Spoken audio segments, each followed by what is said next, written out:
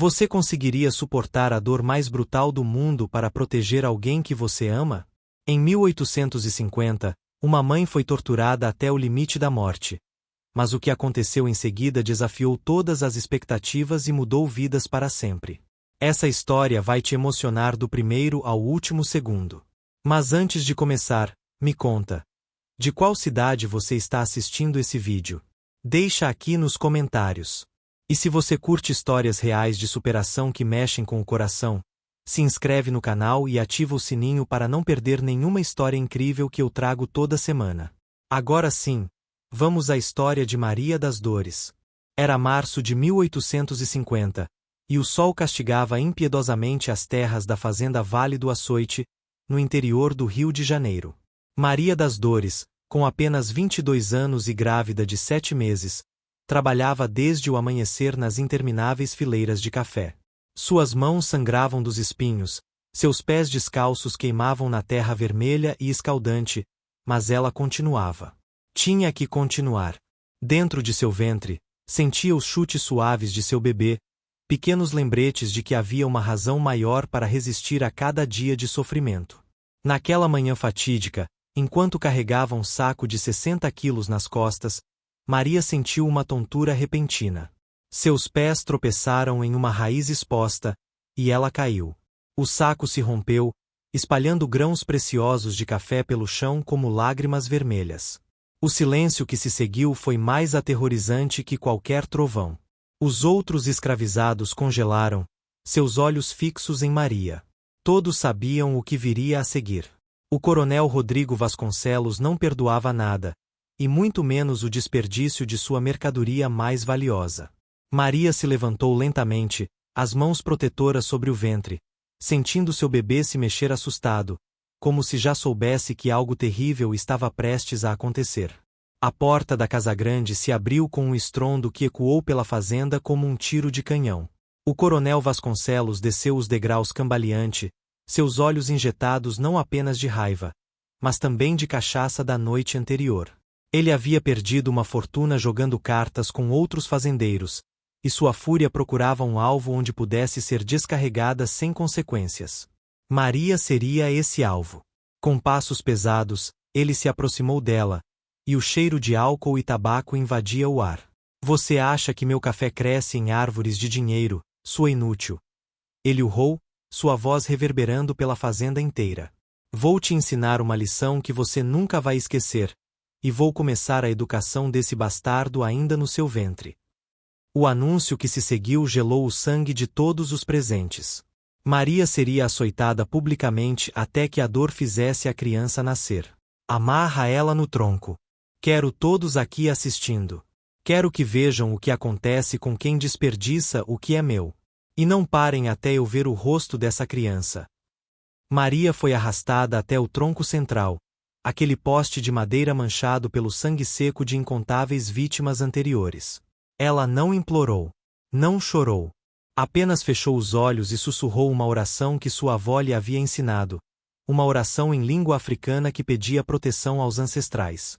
Tia Benedita, uma mulher idosa que havia sido parteira em sua terra natal antes de ser sequestrada e trazida ao Brasil, observava com lágrimas silenciosas escorrendo pelo rosto enrugado. Ela já havia visto muitas atrocidades em seus 60 anos de escravidão, mas nunca algo tão monstruoso quanto aquilo. Amarraram os pulsos de Maria com cordas ásperas que cortavam sua pele delicada. Seu ventre proeminente pressionava contra a madeira rugosa do tronco. O capataz, um homem chamado Severino que havia perdido sua própria humanidade anos atrás, segurava o chicote de couro trançado com pontas de metal.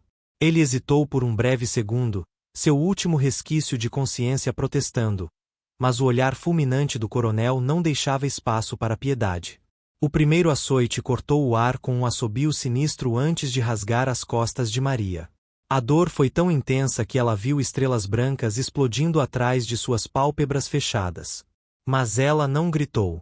Cerrou os dentes com tanta força que sentiu o gosto metálico de sangue na boca. O segundo açoite. O terceiro. O quarto.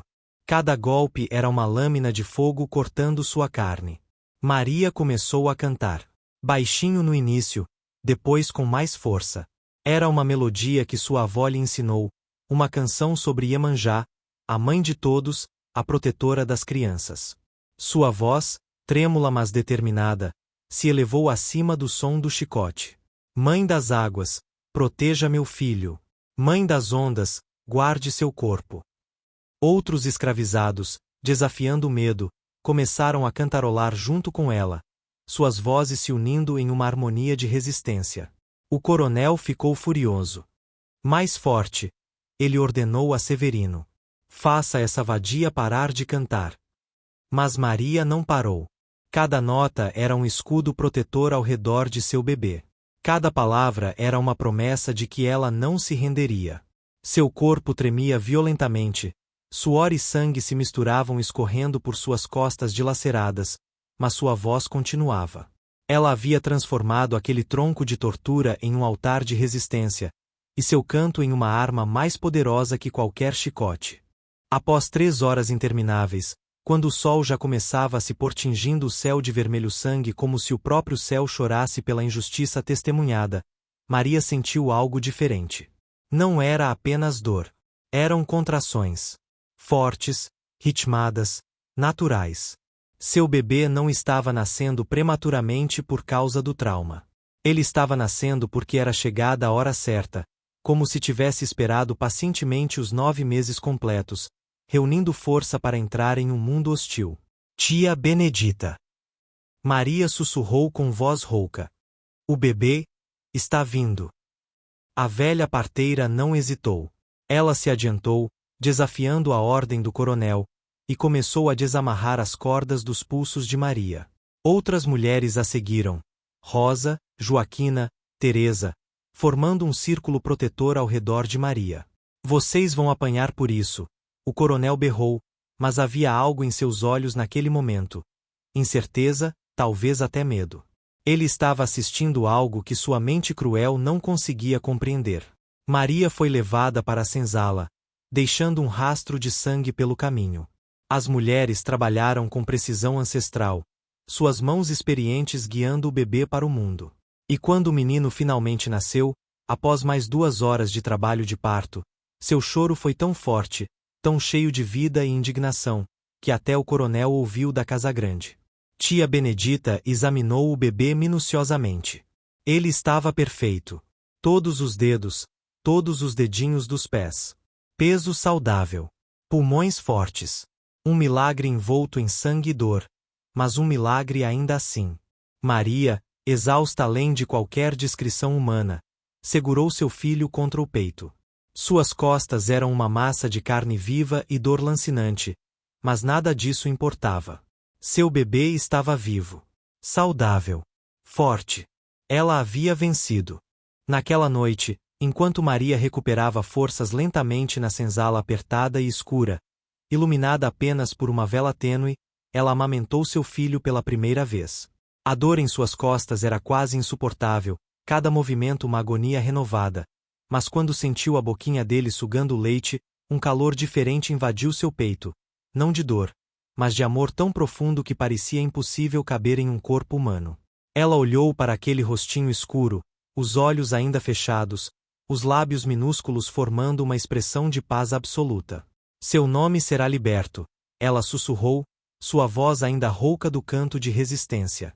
Porque mesmo que você tenha nascido nas correntes, seu espírito nunca conhecerá grilhões. Você vai estudar, vai aprender, vai ensinar outros. Isso eu prometo a você, meu filho. Isso eu juro pelos meus ancestrais. Tia Benedita, sentada ao lado dela, segurou a mão livre de Maria. Você é a mulher mais forte que já conheci em todos os meus 60 anos, Maria. Esse menino tem uma mãe guerreira. Ele vai fazer grandes coisas. As outras mulheres da senzala se revezavam cuidando de Maria, trocando os panos ensanguentados de suas costas, trazendo água fresca, dividindo suas magras rações de comida para que ela tivesse forças para amamentar. Elas haviam testemunhado algo extraordinário, uma demonstração de que o espírito humano é impossível de quebrar, não importa quanta crueldade seja infligida. Na casa grande, o coronel Vasconcelos estava inquieto. Ele havia ordenado que trouxessem notícias sobre a mulher e o bebê, certo de que encontraria ao menos um deles morto, validando assim seu poder absoluto. Mas quando o capataz Severino retornou com a notícia de que tanto a mãe quanto o bebê estavam vivos, e surpreendentemente, saudáveis, algo mudou em seu semblante. Pela primeira vez em sua vida, o coronel Vasconcelos sentiu algo que não reconhecia: medo. Não medo físico, mas medo existencial. Ele havia usado toda sua força contra uma mulher grávida e indefesa, e mesmo assim ela havia vencido. O que isso dizia sobre seu poder? O que isso dizia sobre ele? Liberto cresceu forte e curioso, apesar das condições adversas da escravidão. Com apenas 3 anos, ele já fazia perguntas que surpreendiam os adultos. Mãe, por que o coronel não trabalha na plantação? Por que nós não podemos sair daqui? Maria respondia com honestidade adaptada à idade dele, plantando sementes de consciência e dignidade. Ela ensinava ao filho que eles não eram inferiores, apenas injustamente aprisionados. Durante esses anos, Maria trabalhou incansavelmente na Casa Grande, promovida de trabalhadora do campo para cozinheira depois que a esposa do coronel provou suas habilidades culinárias. As cicatrizes em suas costas haviam se tornado queloides grossos e elevados, um mapa permanente de sua resistência que ela carregava com uma mistura de dor e orgulho. Ela nunca esquecia, mas também nunca se vitimizava. Cada noite, Maria ensinava a Liberto pequenas coisas que aprendia observando os filhos do coronel. Ela memorizava letras, números, palavras, e repassava tudo secretamente ao filho. Ensinar escravizados a ler era crime punível com morte, mas Maria desafiava essa lei todas as noites, usando carvão e pedaços de madeira para escrever letras no chão de terra batida da senzala. O coronel Vasconcelos, por sua vez, nunca mais ordenou punições tão brutais. A experiência com Maria o havia mudado de forma imperceptível mas profunda. Ele começou a ter pesadelos recorrentes onde via o rosto dela, aquele olhar que não se quebrou mesmo sob tortura. Ele bebia mais, falava menos, evitava olhar diretamente para Maria quando ela servia as refeições. Sua esposa, Dona Amélia, notava a mudança mas não compreendia a causa. Ela, que havia testemunhado a tortura de Maria daquela tarde e ficado chocada, começou secretamente a tratar Maria com mais humanidade, às vezes deixando sobras melhores de comida, às vezes permitindo que ela passasse mais tempo com Liberto.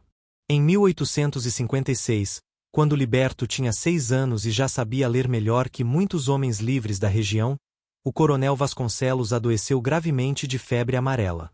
Durante semanas, ele delirou em sua cama, gritando sobre chicotes e bebês chorando. Dona Amélia chamou médicos, curandeiros, padres.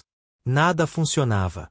O coronel parecia estar sendo consumido não apenas pela doença, mas por algo mais profundo, remorso, talvez, ou consciência tardia. Em uma noite de tempestade particularmente violenta, com trovões sacudindo a Casa Grande, o coronel chamou Maria ao seu quarto.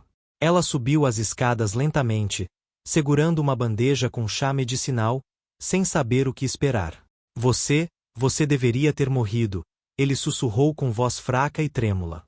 Por que não morreu? Por que seu filho não morreu? Eu usei toda a minha força contra você. Maria o encarou com aqueles mesmos olhos firmes de 6 anos atrás. Porque o senhor, coronel, nunca entendeu que força verdadeira não vem de chicotes ou correntes. Vem do amor. E o amor de uma mãe é mais forte que qualquer ódio. Aquelas palavras penetraram mais fundo que qualquer remédio. 3 dias depois, sabendo que estava próximo da morte, o coronel chamou um tabelião e, diante de testemunhas, assinou as cartas de alforria de Maria e Liberto. Dona Amélia chorou de alívio. Ela sempre soube que aquilo era o correto, mas nunca teve coragem de confrontar o marido. O coronel morreu naquela mesma noite. Suas últimas palavras foram: perdão, perdão. Mas Maria não estava lá para ouvi-las. Ela estava na senzala, segurando o documento de alforria com mãos trêmulas, explicando ao filho de 6 anos o que aquilo significava. Liberto, meu filho, hoje seu nome se tornou verdade. Somos livres. A liberdade era doce, mas também assustadora. Maria e Liberto deixaram a fazenda Vale do Açoite com apenas as roupas no corpo e o documento de alforria cuidadosamente guardado. Eles caminharam até a cidade mais próxima, onde Maria começou a trabalhar como quituteira. Seus doces e salgados rapidamente ganharam fama. Os mesmos quitutes que ela preparava na Casagrande agora eram vendidos nas ruas por ela mesma, e todo o lucro era seu. Cada moeda que ganhava era dividida em 3 partes. Uma para comida e moradia, uma para emergências, e uma guardada religiosamente para a educação de Liberto. Aos 10 anos, Liberto foi aceito em uma escola dirigida por abolicionistas, tornando-se um dos poucos meninos negros letrados da região. Ele absorvia conhecimento como terra seca absorve chuva. Aos 15, já dava aulas particulares para outras crianças negras cujos pais conseguiam pagar alguns centavos. Aos 18, prestou o exame e se tornou professor oficialmente certificado, um feito quase impossível para um jovem negro naquela época. Maria, agora com 40 anos, assistiu seu filho dar sua primeira aula oficial em uma pequena escola comunitária. Ela se sentou no fundo da sala, observando ensinar o alfabeto para 15 crianças atentas. Lágrimas corriam livremente por seu rosto. Aquele momento, seu filho, livre, educado, ensinando outros, era a maior vitória possível contra tudo que haviam tentado fazer com ela naquela tarde de março, 20 anos atrás. As cicatrizes em suas costas ainda doíam em dias frios, mas naquele momento, elas pareciam pulsar não com dor, mas com triunfo. Liberto se casou aos 26 anos com Joana, também professora e filha de ex-escravizados. Juntos, fundaram uma escola maior que educou centenas de crianças negras ao longo de décadas. Maria trabalhou na escola até seus últimos dias, contando histórias aos alunos, ensinando as meninas a costurar e cozinhar, mas principalmente ensinando a todos sobre dignidade, resistência e esperança. Ela nunca escondeu suas cicatrizes. Pelo contrário, em dias quentes, quando usava vestidos que deixavam suas costas parcialmente expostas, ela permitia que as crianças perguntassem sobre elas. Essas marcas, dizia ela, são mapas de uma jornada terrível que se transformou em algo bonito. São lembretes de que podemos sobreviver ao pior e ainda assim criar beleza no mundo.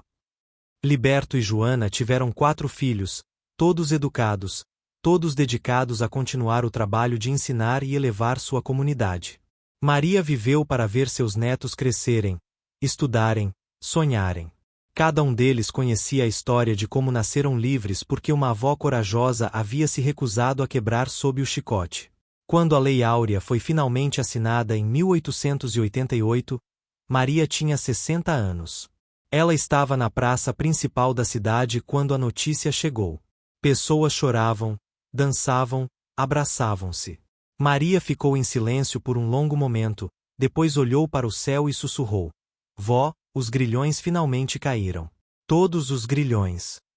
Liberto, já um homem de 38 anos, abraçou sua mãe ali mesmo na praça. Você viu esse dia chegar, mãe. Você ajudou a construir esse dia com cada pessoa que educou, com cada história que contou, com cada momento que se recusou a desistir. Hoje, mais de 170 anos depois daquele dia terrível de março, a história de Maria das Dores e seu filho Liberto continua sendo contada, passada de geração em geração como um testemunho sagrado. Ela nos lembra, com força renovada, que o amor de uma mãe é a força mais poderosa e transformadora do universo, capaz de transformar dor insuportável em esperança radiante, sofrimento brutal em legado inspirador de gerações. Maria não apenas sobreviveu ao inimaginável, ela floresceu magnificamente apesar dele, criando beleza onde só havia crueldade. Sua história é um testemunho eterno e inabalável de que a dignidade humana não pode ser açoitada, acorrentada, comprada ou destruída por força alguma. Quando pensamos que não temos mais forças para continuar lutando, lembramos de Maria, que protegeu uma vida preciosa enquanto a dela mesma pendia por um fio fino, e encontramos em sua coragem ancestral a inspiração necessária para nossas próprias batalhas diárias. Seu legado vive em cada mãe que luta, em cada pessoa que resiste, em cada coração que se recusa a desistir da esperança. Aos 25 anos, Liberto realizou o maior sonho de sua mãe: Fundou uma escola para crianças negras em uma pequena casa de taipa nos arredores da cidade.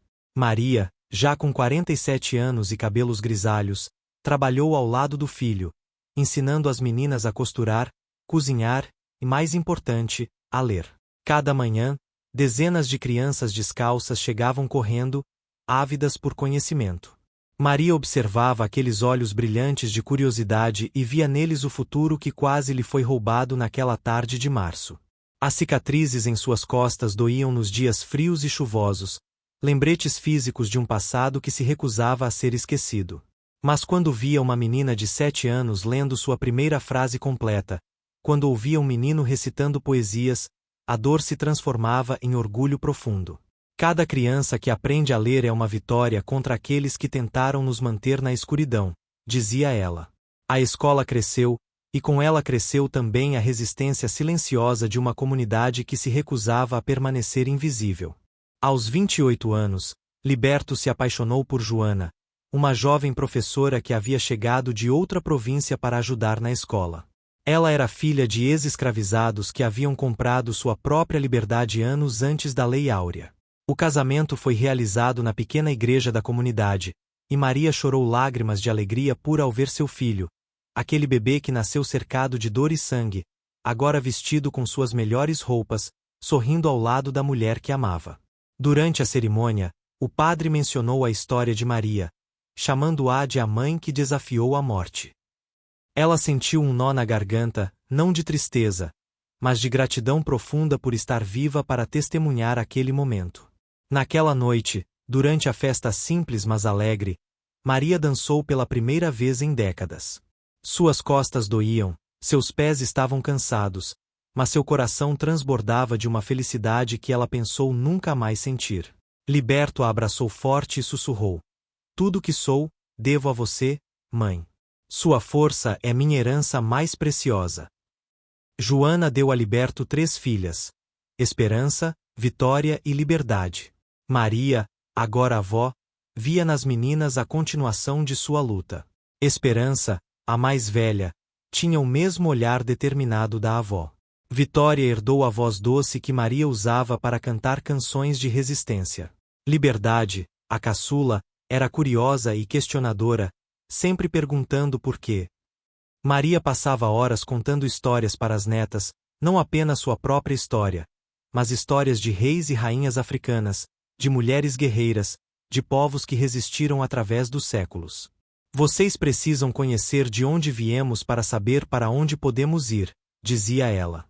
As meninas cresceram sabendo que eram descendentes de sobreviventes, que carregavam em suas veias o sangue de uma mulher que transformou dor em propósito. Aos domingos, Maria sentava-se à sombra de uma mangueira centenária e observava as netas brincando livremente no quintal, um privilégio que ela nunca teve. Aquela liberdade simples de 3 crianças correndo e rindo era, para ela, a maior vitória possível. Aos 62 anos, Maria decidiu que sua história precisava ser preservada de forma permanente. Com a ajuda de Liberto, que escrevia enquanto ela narrava, começaram a documentar não apenas sua experiência, mas as histórias de outras mulheres escravizadas que ela conheceu ao longo da vida. Tia Benedita, que a ajudou no parto de Liberto, tinha sua própria história de sobrevivência. Rosa, que perdeu 5 filhos vendidos para fazendas distantes, mas continuou lutando. Anastácia, que foi silenciada com uma máscara de ferro por 3 anos, mas cujos olhos nunca perderam a luz da humanidade. O livro se tornou um projeto coletivo da comunidade. Homens e mulheres idosos vinham até a casa de Maria para compartilhar suas memórias, suas dores, suas pequenas vitórias. Cada depoimento era uma peça de um mosaico imenso de resistência. Liberto escrevia à noite, à luz de velas, preservando aquelas vozes que a história oficial tentava apagar. "Um dia", dizia Maria, "nossos bisnetos lerão essas palavras e saberão que não fomos vítimas passivas. Fomos guerreiros que lutaram com as armas que tínhamos. Nossa dignidade, nossa fé, nosso amor." Maria das Dores faleceu em 1898, aos 70 anos, cercada por Liberto, suas netas, e dezenas de pessoas cujas vidas ela havia tocado. Foi uma morte pacífica, em sua própria cama, segurando a mão de seu filho. Suas últimas palavras foram: Liberto, você manteve a promessa que fiz no dia do seu nascimento. Você é livre, verdadeiramente livre, não apenas no corpo, mas na alma. Continue ensinando nossas crianças. Nunca deixe que esqueçam de onde viemos. Mais de 300 pessoas compareceram ao seu funeral, um testemunho do impacto profundo que uma única vida pode ter. Ex-alunos da escola, agora adultos com suas próprias famílias, vieram prestar homenagem. Muitos traziam flores silvestres, as mesmas que Maria costumava colher para decorar a escola. Liberto, com lágrimas escorrendo pelo rosto, leu um trecho do livro de memórias que haviam escrito juntos. Sua voz tremia, mas era forte. Minha mãe me ensinou que coragem não é a ausência de medo, mas a decisão de proteger o que amamos apesar do medo. Ela enfrentou o pior da humanidade e ainda assim escolheu o amor. Esse é o legado que ela nos deixa. Enterraram Maria sob a sombra daquela mangueira centenária onde ela tanto amava sentar-se, observando suas netas brincar. Na lápide simples de madeira, Liberto gravou: Maria das Dores, a mãe que transformou dor em esperança. De 1828 a 1898.